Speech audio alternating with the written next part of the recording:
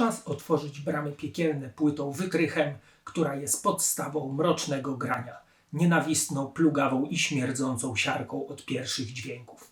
A albumem tym jest Venom Welcome to Hell.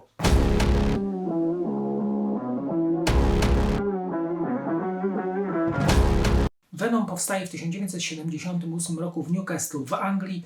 Tworzyli w czasach rozwoju New Wave of British Heavy Metal. Jednak ich muzyka była bardziej bezkompromisowa, zadziorna, brzmienie mieli ostrzejsze, zaś teksty traktujące o okultyzmie oraz rogatym. Dwie pierwsze płyty, Welcome to Hell z 1981 roku oraz Black Metal z 1982, stały się czynnikami kształtującymi takie formy metalu jak thrash czy death. Zaś od nazwy tej drugiej powstał zupełnie nowy gatunek, czyli black metal. Wraz z Bathory, Merciful Fate i Hellhammer stali się pionierami tego gatunku. Dzisiaj opowiem wam o płycie Witamy w piekle. Kronos, bass wokal, Mantas, gitara, Abaddon, perkusja już od początku stworzyli swój własny styl. Brudne, garażowe brzmienie, nieokrzesane kompozycje. Tak powstał najostrzejszy i najbrutalniejszy album tamtych lat. Mroczna atmosfera kompozycji bez upiększaczy, do tego ekstremalny imidż, ćwieki, skóry. Miało być bezkompromisowo i piekielnie i jest. Żadna kapela wcześniej nie grała tak ekstremalnie, nie miała w sobie tyle zła i mocy co oni. Fakt, że trochę to było z przymrużeniem oka, jednak płyta zrobiła wrażenie. Wszyscy mieli już powoli dosyć pięknych solówek i długich art-rockowych melodii. Chcieli przesuwania granic ekstremy. I właśnie to dostali. Pod płaszczykiem rock'n'rolla kryje się u nich diabeł i jad. Przecież nazwa zespołu jest również po coś. A skąd to brudne brzmienie? Ano stąd, że gdy nagrali singiel In League with Satan, otrzymali duży odzew od fanów. Wytwórnia spytała się, czy nie mają jeszcze kilku utworów. Oczywiście, że mieli. Nagrali parę demówek, wysłali i ku ich zdziwieniu wytwórnia wydała to jako pierwszą płytę. A mi się to bardzo podoba, ponieważ uwielbiam takie brudne, garażowe brzmienie. W kanonach muzycznych płyta Welcome to Hell uchodzi za szczyt prostactwa. Jednak właśnie te harczące wokale, buczący bas i tnące riffy stworzyły Biblię plugawego grania oddającego cześć rogatemu. Stała się inspiracją dla wielu zespołów chcących grać ekstremalnie, a nie cukierkowo. Koncerty Venom były często przerywane przez policję oraz straż ze względu na dużą ilość dymu. Byli również w ogniu krytyki ówczesnego społeczeństwa, pomijając nawet samą muzykę i imidż, ale również ze względu na okładkę, na której widniał sam Baphomet. Chłopaki jednak musieli mieć świadomość tego, że będą różne kłopoty nagrywając taki wyziew piekielny. Album jest totalną klasyką rock'n'rollowego grania.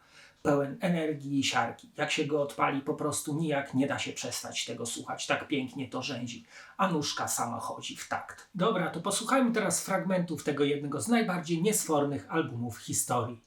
Na początek Welcome to Hell. Jest to bardzo rock'n'rollowy kawałek, nawalająca perkusja, krzyczący wokal oraz tnące riffy. Mówią zbłąkanym duszyczkom, że chyba nie trafiły, gdzie powinny trafić. Tu nie będzie milusio, tu będzie ogień piekielny, walka. Witamy w piekle, teraz i na wieki.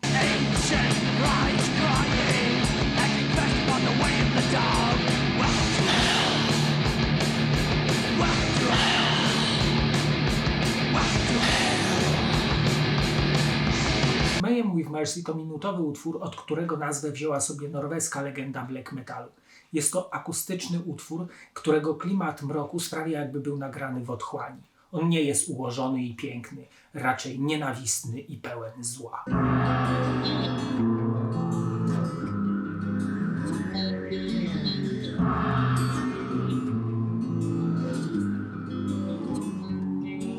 Poison to świetny numer, który nie pozwala nam się zatrzymać, gnamy do przodu.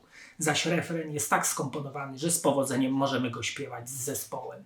Tekst opowiada o kobiecie lekkich obyczajów, która zatruła nam umysł i nie możemy się wyrwać spod jej uroku.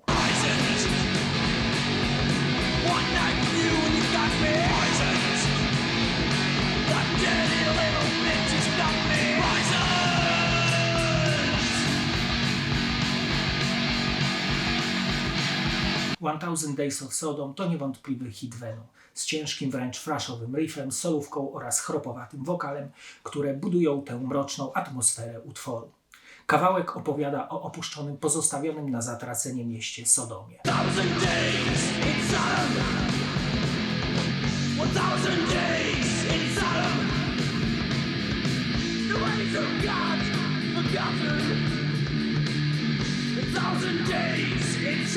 Zapraszam Was teraz do obejrzenia fragmentu koncertu Venom Incorporated, który odbył się w warszawskiej Proximie w październiku 2015 roku. Wiem, że to tylko cień dawnej świetności i po rozłamie, ale pooglądać zawsze warto.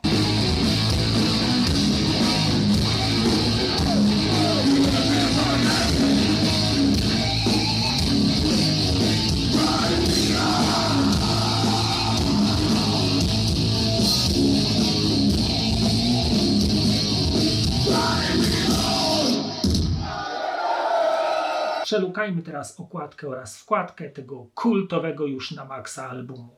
Okładka jest jedną z najbardziej rozpoznawalnych w świecie ekstremalnej muzyki. Jej surowość jest adekwatna do zawartości albumu. Na czarnym tle pentagram z wpisaną w niego głową kozła, logo Venom i tytuł zapraszający do otwarcia bram piekielnych. Nic więcej, nic ponadto. Okładka jest bardzo fajna, dużo przedruków starych zdjęć. Mamy również artykuły z gazet na temat Venom, a od środkowej rozkładówki jest napisana cała historia płyty Welcome to Hell na takiej jakby księdze, którą rozkładamy. Na ostatniej rozkładówce tej księgi po lewej stronie jest zdjęcie chłopaków na jakimś cmentarzu, takie bardzo mroczne, a po prawej stronie tytuły utworów. To jest takie wydanie z kilkoma dodatkowymi utworami. Ja na przykład za tym nie przepadam. Wolę oryginalne albumy. No jeszcze jak jest jeden utwór dodatkowy, to jeszcze ujdzie w tłoku, ale jak tutaj jest ich przeszło 10, to już trochę przesada. Ostatnia strona rozkładówki to przedruk prawdopodobnie jest z winyla, ponieważ mamy tutaj side 1 i side 2 i mroczne zdjęcie chłopaków w czerni i bieli. Na płycie CD jest ręka z wyciągniętym kciukiem i tytuł wytwórni. Nie wiem czemu to jest takie wielkie na czarnym tle. Na tle tej ręki logo Venom, a pod spodem tytuł Welcome to Hell. Strona zamykająca pudełko to w ogóle według mnie taka aberracja. Zdjęcie chłopaków zrobione w negatywie, a na ich tle wyszczególnione tytuły utworów, które na tym tle w ogóle są niewidoczne, więc to jest totalna bzdura. Świetnie się tej płyty słucha nawet po 40 latach. Jest na niej rock'n'rollowa energia, nienawiść i plugastwo. Jest garażowe brzmienie i ekstrema pełna prawdy, która innym zespołom może pokazać tylko środkowy palec. Jest również otchłań piekielna, która dla wielu może okazać się niestrawna, a przecież o to jednak chodzi. A teraz zapraszam do oglądania kolejnego odcinka. Cześć!